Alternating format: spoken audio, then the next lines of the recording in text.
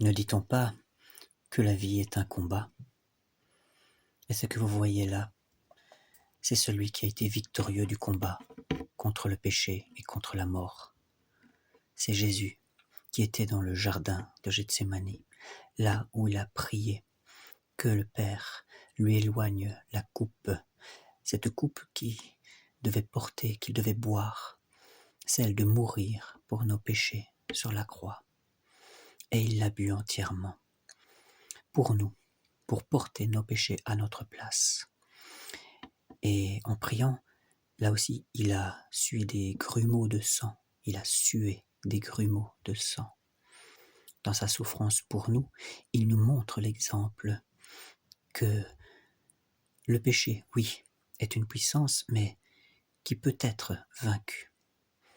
Et à son exemple, nous voulons apprendre à prier, à combattre, jusque dans la victoire.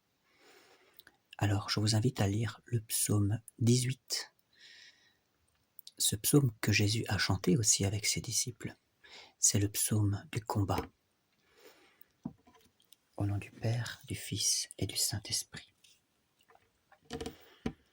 Le Seigneur nous apprend que si nous voulons marcher sur le serpent, sur la tentation, c'est en le haïssant. Et comment le haïr?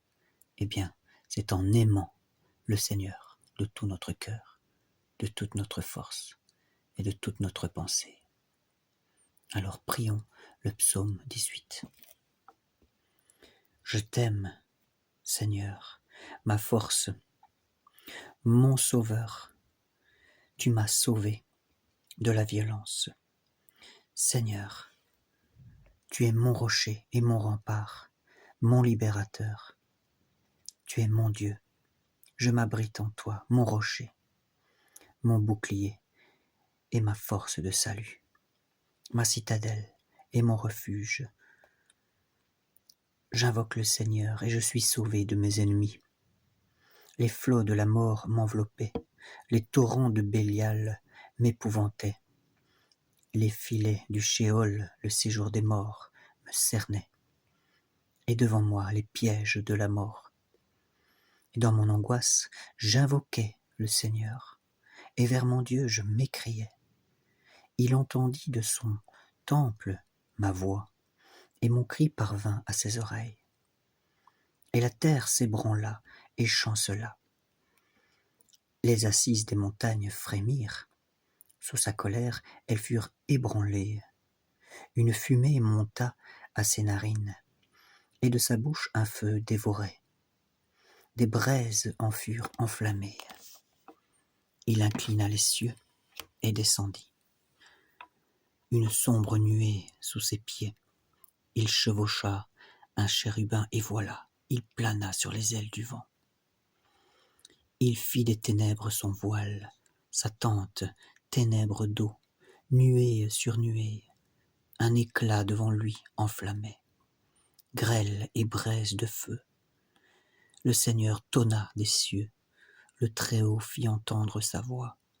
Il décocha ses flèches et mit en fuite. Il lança l'éclair et mit en déroute l'ennemi. Et le lit des mers apparut. Les assises du monde se découvrirent au grondement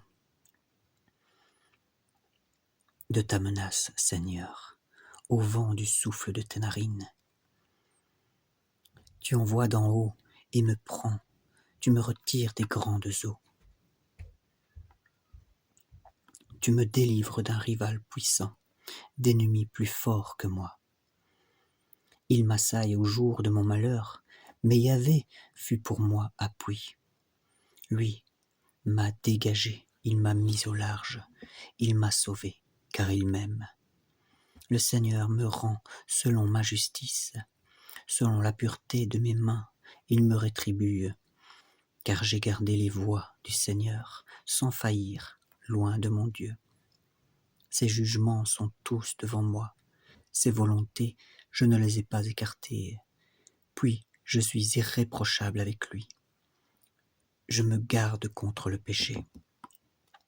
Le Seigneur me rétribue selon ma justice, ma pureté qu'il voit de ses yeux.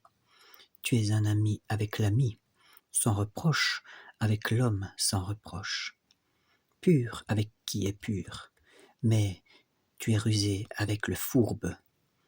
Toi qui sauves le peuple des humbles et rabaisse les yeux hautains. C'est toi, Yahvé, ma lampe, ma lumière, mon Dieu éclaire mes ténèbres.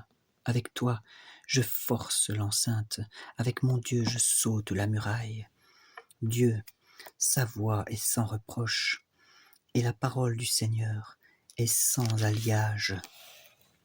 Il est, lui, le bouclier de quiconque s'abrite en lui. Qui donc est Dieu, si ce n'est le Seigneur? Qui est le rocher, si ce n'est notre Dieu? Ce Dieu qui me ceint de force et rend mon chemin irréprochable, qui égale mes pieds à ceux des biches et me tient debout sur les hauteurs, qui instruit mes mains au combat, mes bras à bander l'arc d'airain. Tu me donnes ton bouclier de salut, ta droite me soutient, avec soin tu m'exerces, tu élargis mes pas sous moi, et mes chevilles n'ont pas fléchi. Je poursuis mes ennemis et les atteins. Je ne reviens pas qu'ils ne soient achevés. Je les frappe, ils ne peuvent se relever. Ils tombent, ils sont sous mes pieds. Tu m'as ceint de force pour le combat. Tu fais ployer sous moi mes agresseurs, mes rivaux. Tu me fais voir leur dos, mes ennemis, je les extermine. Ils crient, et pas de sauveur. Vers le Seigneur, mais pas de réponse. Je les broie comme poussière au vent. Je les foule comme la boue des ruelles. Tu me délivres d'un peuple en révolte, tu me mets à la tête des nations. Le peuple que j'ignorais m'est asservi. Les fils d'étrangers me font leur cours. Ils sont tout oreilles et m'obéissent. Les fils d'étrangers faiblissent. Ils quittent en tremblant leur réduit.